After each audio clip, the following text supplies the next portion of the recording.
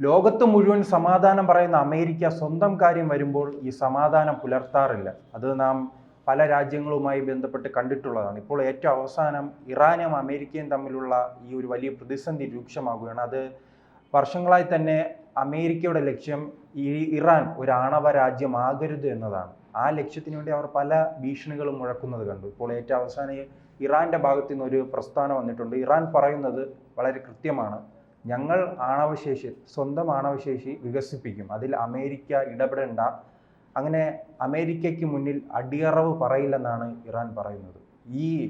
എന്തായിരിക്കും ഇവർ തമ്മിലുള്ള ബന്ധം, എങ്ങനെയായിരിക്കും ഇനി? അല്ല, ഈ ഇറാനും അമേരിക്കയും തമ്മിൽ അസ്വാരസ്യങ്ങൾ ഏറെ കാലമായി തുടരുകയാണ്. അത് പുതിയ കാര്യമല്ല. ഈ ആണവ വിഷയത്തിലും ഇറാൻ ഒരു ആണവ ശക്തി ആകരുത് എന്ന് അമേരിക്കയ്ക്ക് കർശനമായ നിലപാടുണ്ട്. അതും പുതിയ കാര്യമല്ല. ഇതിനകത്ത് നമ്മൾ മനസ്സിലാക്കേണ്ടത്, ഇറാനെ സംബന്ധിച്ച് അവർ ആണവ സമ്പുഷ്ടീകരണം, അത് അവർ ആ ടെക്നോളജി, ആ സാങ്കേതിക വിദ്യ ഇറാൻ കൈവരിച്ചു എന്ന് ഇറാൻ അവകാശപ്പെടുന്നുണ്ട്. ഇറാന് ആണവായുധം നിർമ്മിക്കാനുള്ള ശേഷിയുണ്ട്, പക്ഷേ അവർ അത് ചെയ്യുന്നില്ല. സമാധാന ആവശ്യങ്ങൾക്ക് വേണ്ടി ആണവ ഇന്ധനം ആയിട്ട് ആണവ ശക്തിയെ ഉപയോഗിക്കും എന്നൊക്കെയാണ് ഇറാൻ പറയുന്നത്. പക്ഷേ അത് മുഖവിലക്കെടുക്കാനാകില്ല. കാരണം നമുക്കറിയാം, പാകിസ്ഥാനെ പോലൊരു രാഷ്ട്രം ആണവശക്തി ആയതുകൊണ്ട് ലോകത്തിന് വന്നിരിക്കുന്ന ഭീഷണി എന്താണ് എന്ന് നമുക്കറിയാം. ഇപ്പോൾ ഈ നടന്നിരിക്കുന്ന ആ ഓപ്പറേഷൻ സിന്ദൂരിൽ തന്നെ നമ്മൾ വളരെ കൃത്യമായിട്ട് പാകിസ്ഥാന് ആണവ ആയുധം ഉപയോഗിക്കാനുള്ള ഒരു പശ്ചാത്തലമുണ്ടല്ലോ, ആ പശ്ചാത്തലത്തെയാണ് ആദ്യം അങ്ങ് തീർത്തത്. ഈ ആണവായുധം ഉപയോഗിക്കണമെങ്കിൽ അത് ആണവായുധവും വഹിച്ചുകൊണ്ട് ഒരു വിമാനം അല്ലെങ്കിൽ ഒരു മിസൈൽ പാകിസ്ഥാനിൽ നിന്ന് പറന്നു പൊങ്ങണം. അങ്ങനെ പറന്നു പൊങ്ങാനുള്ള ഒരു സാഹചര്യത്തെയാണ് ഇന്ത്യ ആദ്യം ഇല്ലാതാക്കിയത്. ഈ 3 ദിവസം തുടർച്ചയായിട്ടുള്ള പ്രശ്നങ്ങൾ നടന്നപ്പോൾ നമ്മൾ വളരെ കൃത്യമായിട്ട് എയർ ബേസുകൾ ആക്രമിച്ച് ഇത്തരത്തിൽ ആണവായുധവും വഹിച്ചുകൊണ്ട് ഒരു പോർവിമാനം അല്ലെങ്കിൽ ഒരു മിസൈല് പാകിസ്ഥാനിൽ നിന്ന് പറന്നു പൊങ്ങാനുള്ള സാഹചര്യത്തെ ഇന്ത്യ ഇല്ലാതാക്കി. അതുപോലെ ഇറാനും വലിയൊരു ഭീഷണിയാണ് ആണവായുധത്തിൻ്റെ കാര്യത്തിൽ, പാകിസ്ഥാനെ പോലെ തന്നെ. കാരണം ഈ ഇറാനിലാകട്ടെ പാകിസ്ഥാനിലാകട്ടെ മത ഭരണകൂടങ്ങളാണുള്ളത്, മത കോടതികളാണുള്ളത്. അപ്പോൾ അവർക്ക് മതത്തിൻ്റെ അടിസ്ഥാനത്തിൽ മാത്രമേ കാര്യങ്ങളെ അവർ കാണുകയുള്ളൂ, വിശകലനം ചെയ്യുകയുള്ളൂ, അവർ തീരുമാനങ്ങളും എടുക്കുകയുള്ളൂ. അതിൻ്റെ അടിസ്ഥാനത്തിൽ ഇത്തരത്തിലുള്ളൊരു ആയുധം അവരുടെ കൈവശം കിട്ടിയാൽ അത് ശത്രുവിന് നേരെ ഉപയോഗിക്കാൻ അവർ മടിക്കില്ല. കാരണം അതിന് മതത്തിൻ്റെ സമ്മതിയുണ്ട്, മതത്തിൻ്റെ അനുമതിയുണ്ട്, മതത്തിൻ്റെ അനുഗ്രഹമുണ്ട്.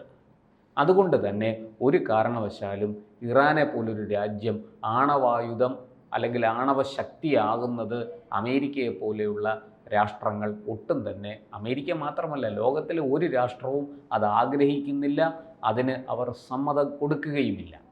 ഇപ്പോൾ നമുക്കറിയാം, അതിനകത്ത് മറ്റൊരു വലിയ പ്രശ്നം കൂടിയുണ്ട്, അത് ഇസ്രയേലാണ്. അപ്പുറത്ത് ഇസ്രയേലിനെതിരെ ഉപയോഗിക്കാനാണ് ഇറാൻ ഈ ആണവ ആയുധം അല്ലെങ്കിൽ ആണവ ശക്തിയായി ഇറാൻ ഒരു ആണവശക്തി സംഭരിക്കുന്നതിൻ്റെ രഹസ്യം തന്നെ അപ്പുറത്ത് ഇസ്രയേലാണ്, ശത്രു രാജ്യം ഇസ്രയേലാണ് എന്നുള്ളതാണ്. അത് അമേരിക്ക ഒട്ടും തന്നെ ഇഷ്ടപ്പെടുന്നില്ല.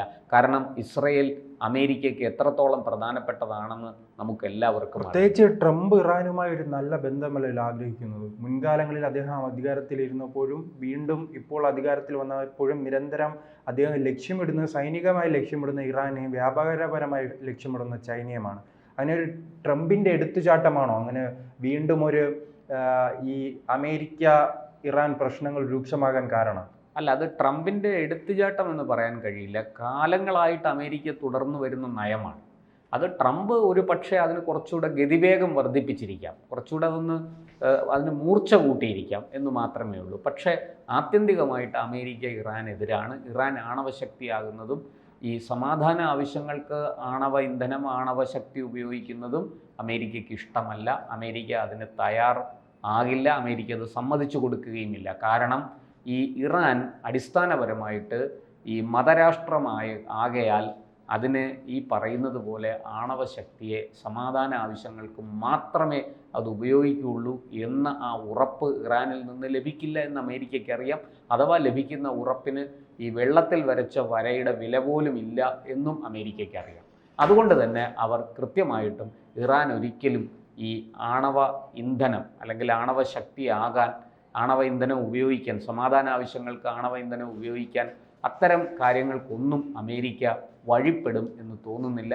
അമേരിക്ക ഒരു കാരണവശാലും അതിന് തയ്യാറാകില്ല. പക്ഷേ ഇപ്പോൾ ഇറാൻ ഭീഷണി മുഴക്കുന്നത് ഞങ്ങളുടെ ഈ ആണവ ആയുധ ശേഷി അല്ലെങ്കിൽ ഞങ്ങളൊരു ആണവ ശക്തിയാകാൻ ശ്രമിക്കുന്നത് ഞങ്ങളുടെ പരമാധികാരത്തെ സംബന്ധിച്ചാണ്. അത് അമേരിക്കയ്ക്കൊന്നും ഇടപെടാൻ യാതൊരു അവകാശവുമില്ല, അധികാരവുമില്ല. അമേരിക്ക എന്തൊക്കെ തന്നെ പറഞ്ഞാലും ശരി, ആണവ ശക്തിയാകുന്നതിൽ നിന്ന് ഇറാൻ ഒരു ഇഞ്ച് പോലും പിന്നോട്ട് പോകില്ല എന്നാണ് അവർ പറയുന്നത്. നമുക്കറിയാം, ലോകത്ത് ഹിസ്ബുള്ള, ഹമാസ്, ഹൂതികൾ, ഇപ്പോഴിതാ ലഷ്കർ ഇ തോയ്ബ, അതുപോലെ ജെയ്ഷെ മുഹമ്മദ്, ഇവർക്കെല്ലാം വെള്ളവും വളവും കൊടുക്കുന്നതിൽ ഈ ഇറാന് പരോക്ഷമായും എങ്കിലും ഒരു പങ്കുണ്ട്. ലഷ്കർ ഇ തോയ്ബയുടെയും ജെയ്ഷെ മുഹമ്മദിൻ്റെയും കാര്യം മാറ്റിവെച്ചാൽ ബാക്കിയുള്ളവരുമായിട്ട് നേരിട്ട് ഇറാന് ബന്ധമുണ്ട്. അവർ തന്നെ സമ്മതിച്ചതാണ്, ഹമാസിനെ ആയുധം കൊടുക്കുന്നത് ഞങ്ങളാണ്, ഹിസ്ബുള്ളയ്ക്ക് ആയുധം കൊടുക്കുന്നത് ഞങ്ങളാണ്, ഹൂതികൾക്ക് ആയുധം കൊടുക്കുന്നത് ഞങ്ങളാണ്. ഈ യമനിലും സിറിയയിലും ഒക്കെ ഇസ്രായേലിലും ഒക്കെ പ്രശ്നമുണ്ടാക്കുന്ന ഈ ഹമാസും ഹൂതികളും ഹിസ്ബുള്ളയും ഒക്കെ തഴച്ചു വളർന്നത് ഇറാൻ്റെ പണം കൊണ്ടാണ്, അല്ലെങ്കിൽ ഇറാൻ്റെ സഹായം കൊണ്ടാണ്. ഇത് ലോകത്തെല്ലാവർക്കും അറിയാം. അങ്ങനെയുള്ള ഇറാൻ ആണവശക്തിയായാൽ എന്ത് സംഭവിക്കും എന്ന് നമ്മൾ പ്രത്യേകിച്ച് പറയേണ്ടതില്ല. പക്ഷേ ഇറാൻ അമേരിക്കയുടെ വെല്ലുവിളി ഏറ്റെടുത്തിരിക്കുകയാണ്. ഒരു കാരണവശാലും പിന്നോട്ടില്ല. അവരുടെ ഈ അബ്ബാസ് അറാഗ്ചി എന്ന് പറയുന്ന അവരുടെ വിദേശകാര്യ മന്ത്രി വളരെ വ്യക്തമായിട്ട് പറയുന്നു, ഞങ്ങൾ ആണവശക്തിയാകും. അതിനെ തടയാനാണ് അമേരിക്ക ചർച്ചയ്ക്ക് വരുന്നതെങ്കിൽ ആ വെള്ളം അങ്ങ് വാങ്ങി വെച്ചേരെ, അതൊരിക്കലും ഞങ്ങൾ അനുവദിച്ചു കൊടുക്കില്ല, ഞങ്ങൾ അതിന് വഴിപ്പെടില്ല. അതോടൊപ്പം തന്നെ മറ്റൊരു പാകിസ്ഥാനാണോ ഇറാൻ എന്ന് സംശയമുണ്ട്. ഈ പാകിസ്ഥാൻ്റെ വലിയ വീമ്പ് പറച്ചിലുണ്ടല്ലോ, ഞങ്ങൾ ഭയങ്കര വലിയ സംഭവമാണെന്ന്, ആ രീതിയിലുള്ള ആ വീമ്പ് പറച്ചിലാണല്ലോ ഇറാനും നടപ്പിലാക്കുന്നത്. ഇങ്ങനെ വലിയ വീമ്പ് പറഞ്ഞിരുന്നപ്പോഴാണ് ഇസ്രായേൽ ആ രാജ്യത്ത് കയറി ആക്രമിക്കുന്ന കാഴ്ച കണ്ടത്. ഇപ്പോൾ അമേരിക്കയോടും ഇത്തരം വീമ്പ് പറയുകയാണല്ലോ. അതെ, നമുക്ക് മനസ്സിലാകുന്ന ഇതിൽ നിന്ന് ഇപ്പോൾ ഇസ്രായേൽ ഇറാനിൽ കടന്നു കയറി ഡ്രോൺ അറ്റാക്ക് നടത്തി, ഇറാനിൽ ഒളിച്ചു കഴിഞ്ഞിരുന്ന ചില ഹമാസ് തീവ്രവാദികളെ കൊലപ്പെടുത്തി. നെതന്യാഹു വളരെ വ്യക്തമായിട്ട് ഇറാൻ ജനതയോട് പറഞ്ഞു, ഞങ്ങൾ നിങ്ങളുടെ ശത്രുക്കളല്ല, നിങ്ങളോട് ഞങ്ങൾക്കൊരു ശത്രുതയുമില്ല, പക്ഷേ നിങ്ങളുടെ ഭരണകൂടം അതൊരു മതഭരണകൂടമാണ്, മതപുരോഹിതന്മാർ നേതൃത്വം നൽകുന്ന നിയന്ത്രിക്കുന്ന ഭരണകൂടമാണ്, അത് നിങ്ങൾക്ക് വലിയ ദോഷം ചെയ്യും. അവരാണ് ഇത്തരം തീവ്രവാദികളെയും ഭീകരവാദികളെയും പ്രോത്സാഹിപ്പിക്കുന്നത്. മതഭീകരവാദികളെ പ്രോത്സാഹിപ്പിക്കുന്ന ഇറാൻ്റെ മതഭീകര ഭരണകൂടമാണ്, മതപുരോഹിത ഭരണകൂടമാണ്. അതിനെ ഞങ്ങൾ ഇല്ലാതാക്കും, നിങ്ങൾക്ക് സ്വാതന്ത്ര്യം തിരികെ തരും എന്നാണ് നെതന്യാഹു പറഞ്ഞത്. അപ്പോൾ അതിൽ നിന്ന് കാര്യങ്ങൾ വ്യക്തമാണ്. ഇറാനും ഇസ്രായേലും അതുപോലെ തന്നെ അമേരിക്കയും ഏതൊക്കെ കോണുകളിൽ നിൽക്കുന്നു എന്ന് ഇന്ന് നമുക്ക് വ്യക്തമായിട്ട് മനസ്സിലാകും. ഒരു കാരണവശാലും ഇസ്രായേലിനെയോ അമേരിക്കയെയോ അനുസരിക്കാൻ അല്ലെങ്കിൽ അവർക്ക് വഴിപ്പെടാൻ തങ്ങൾ തയ്യാറല്ല എന്ന് ഇറാൻ പല ആവർത്തി വ്യക്തമാക്കിയതാണ്. ഇപ്പോൾ വീണ്ടും അത് പറയുന്നു. ഈ ഇറാൻ ആണവശക്തിയാകുന്നതിനെ തടയാനുള്ള ചർച്ചയ്ക്കാണ് അമേരിക്ക വരുന്നതെങ്കിൽ വരണ്ട, അതങ്ങ് കയ്യിൽ വെച്ചാൽ മതി, ഞങ്ങളതിന് വഴിപ്പെടില്ല എന്നാണ് ഇറാൻ ആവർത്തിക്കുന്നത്. അതിൽ നിന്ന് കാര്യങ്ങൾ വ്യക്തമാണ്. എന്തായാലും ഒരേ സമയം ലോകത്തിന് ഇത് പാകിസ്ഥാനും ഇറാനും ഭീഷണി തന്നെയാണ്. ഈ രണ്ടുപേരുടെയും കയ്യിലിരിക്കുന്ന ആണവായുധം ഈ രണ്ടുപേരുടെയും കയ്യിലെത്തിയാൽ അത് നാളെ എങ്ങനെയൊക്കെ ഉപയോഗിക്കും എന്ന് പറയാൻ ആർക്കും പ്രവചിക്കാൻ സാധ്യമല്ല. അതുകൊണ്ട് തന്നെ അമേരിക്ക വളരെ സൂക്ഷ്മമായി ജാഗ്രതയോടെ ഇതിനെതിരെ ഇറാനെതിരെ നിലപാടെടുക്കുമെന്നും ഉള്ള കാര്യം തീർച്ചയാണ്.